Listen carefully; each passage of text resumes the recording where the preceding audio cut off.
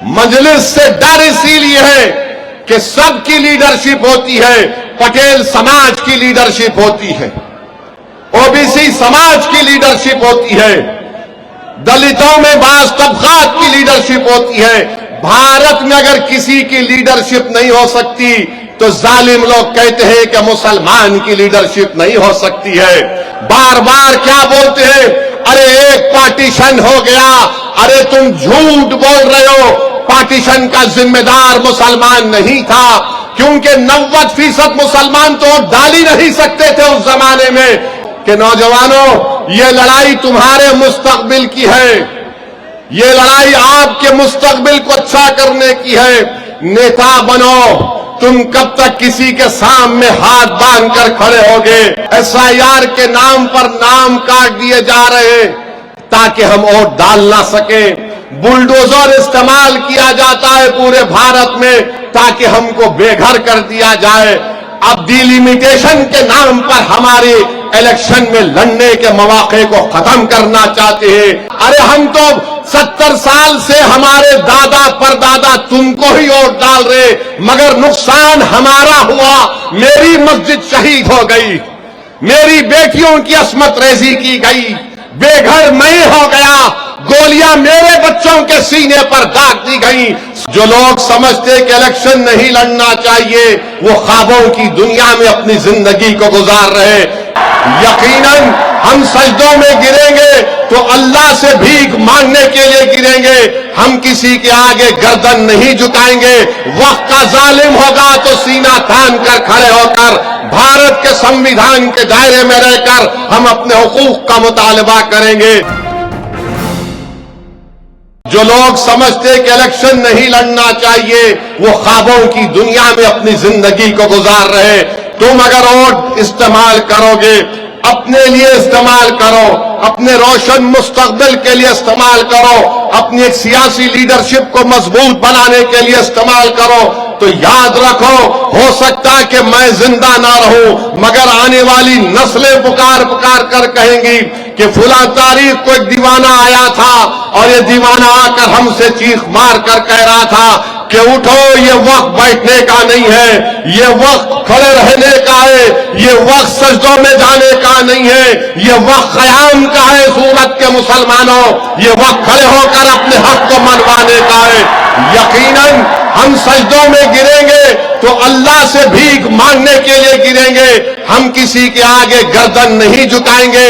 वक्त का जालिम होगा तो सीना तान कर खड़े होकर भारत के संविधान के दायरे में रहकर हम अपने हुकूक का मुतालबा करेंगे। और जो लोग मुझ पर इल्जाम लगाते हैं कि ओवैसी इलेक्शन लड़ता है तो बीजेपी को फायदा हो जाता है, अरे बंगाल में जाकर देखो, 294 सीट पर कांग्रेस लड़ रही है, 294 सीट पर कांग्रेस लड़ रही है, टीएमसी लड़ रही है, 250 सीट पर लेफ्ट फ्रंट लड़ रहे और ओवैसी की पार्टी 11 सीट पर लड़ रही है, तो सबके पेट में दर्द शुरू हो जाता है। 294 सीट पर कांग्रेस लड़ती है, लेफ्ट फ्रंट 250 सीट पर लड़ता है, टीएमसी 294 लड़ती है, बीजेपी भी 294 लड़ती है, और सबको दर्द क्या है कि ये आखिर कौन है जिसके सर पे टोपी है, चेहरे पे दाढ़ी है, जिसकी जबान तेज तलवार की तरह चलती है, ये 11 सीट पर लड़ता है। तो इनको दर्द शुरू हो जाता है, इनको लगता है बीजेपी जीत जाती है। अरे 11 को छोड़ो, 270 पर तुम जीत जाओ और बीजेपी को हरा दो, तुम में दम है तो बताओ मुझे। तुम कब तक इस समाज को रोकोगे कि इसकी लीडरशिप ना बने? मजलिस से डर इसीलिए है कि सबकी लीडरशिप होती है, पटेल समाज की लीडरशिप होती है, ओबीसी समाज की लीडरशिप होती है, दलितों में बास तबकात की लीडरशिप होती है। भारत में अगर किसी की लीडरशिप नहीं हो सकती तो जालिम लोग कहते हैं कि मुसलमान की लीडरशिप नहीं हो सकती है। बार बार क्या बोलते हैं, अरे एक पार्टीशन हो गया, अरे तुम झूठ बोल रहे हो, पार्टीशन का जिम्मेदार मुसलमान नहीं था, क्योंकि 90% मुसलमान तो डाल ही नहीं सकते थे उस जमाने में। جب وہ ظالم جنا اس ملک کے دو ٹکڑے کیے، اور دو ٹکڑے کرنے والوں میں کیا کانگریس پارٹی شامل نہیں ہے؟ بالکل ہے۔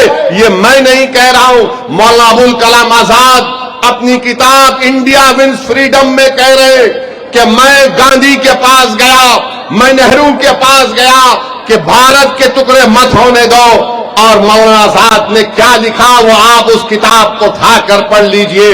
میں بھارت کی جمہوریت کو مضبوط ہونے کے لیے کہہ رہا ہوں، سنویدھان میں یقین کو اور مضبوط کرنے کے لیے کہہ رہا ہوں کہ نوجوانوں، یہ لڑائی تمہارے مستقبل کی ہے، یہ لڑائی آپ کے مستقبل کو اچھا کرنے کی ہے۔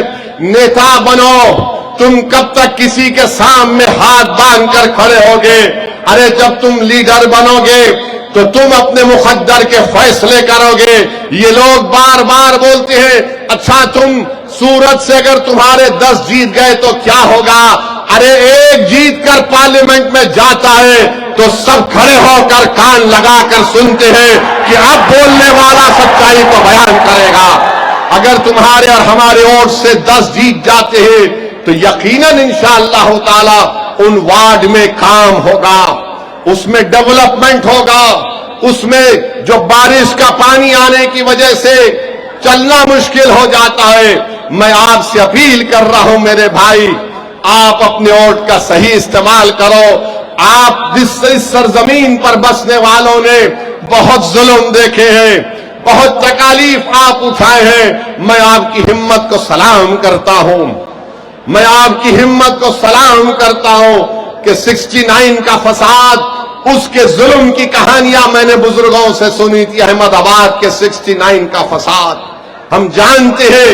پھر 2002 میں کیا ہوا آپ بتائیے؟ SIR کے نام پر نام کاٹ دیے جا رہے ہیں تاکہ ہم ووٹ ڈال نہ سکیں۔ بلڈوزر استعمال کیا جاتا ہے پورے بھارت میں تاکہ ہم کو بے گھر کر دیا جائے۔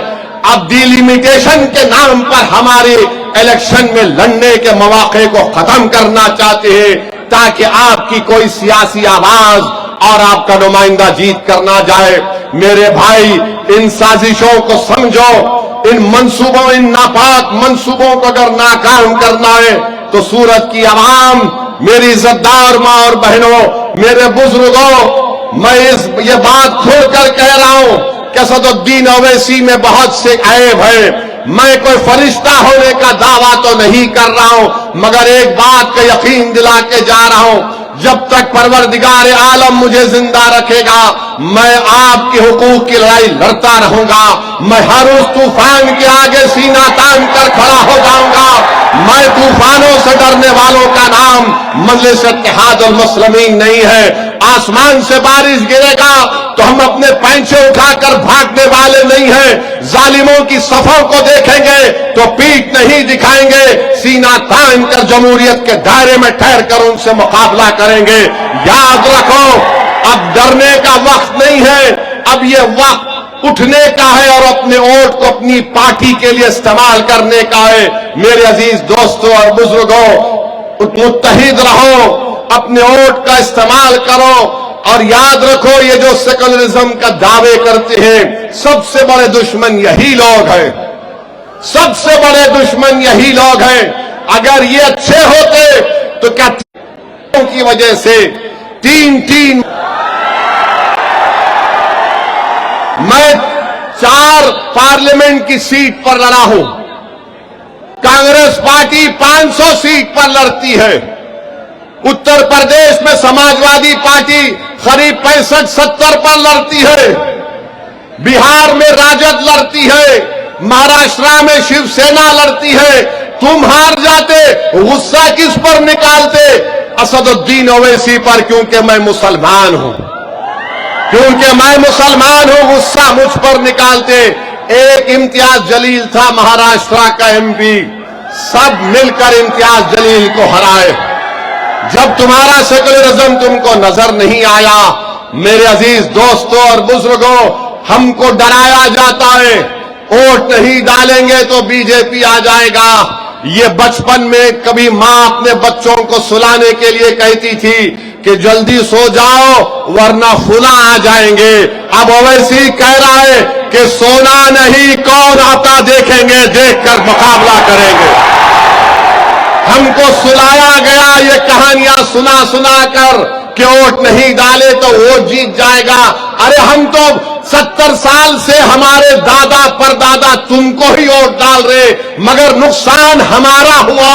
میری مسجد شہید ہو گئی, میری بیٹیوں کی عصمت ریزی کی گئی, بے گھر میں ہو گیا, گولیاں میرے بچوں کے سینے پر داغ دی گئیں, اسکول میرے بچوں کو نہیں ملا, کالج میری بیٹیوں کو نہیں ملا, اور تم آج آ کر کہتے ہو کہ ووٹ نہیں ڈالیں گے تو وہ جیت جائیں گے. ارے کب تک ڈالنا ہم بتاؤ. ایک نسل, 2 نسل, 4 نسل اور ڈال چکی ہیں, مگر تم کچھ کرتے ہی نہیں.